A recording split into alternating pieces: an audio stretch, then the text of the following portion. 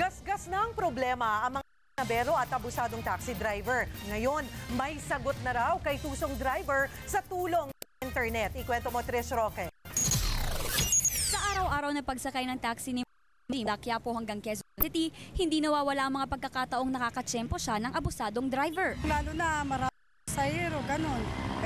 Ganito na ang kontrata, ganun. No choice. Gusto man niyang magreklamo, hindi raw niya alam kanino saan lalapit. Ngayon, isang click lang sa site na taxi.com, i-report ang mga tusong taxi driver. Dito sa website na ito, ilalagay ang plate number ng taxi nirereklamo nyo, yung violation gawa nung ilalagay nyo rin ang mga detalye tungkol doon sa insidente at i-fill naman ng taxi cake sa LTFRB ang reklamo. Naisipang buuin ng grupong Pocket ang taxicake.com sa sobrang mga abus mamasada. Karamihan sa mga reklamo sa website, kung hindi overcharging, pamimili ng pasahero.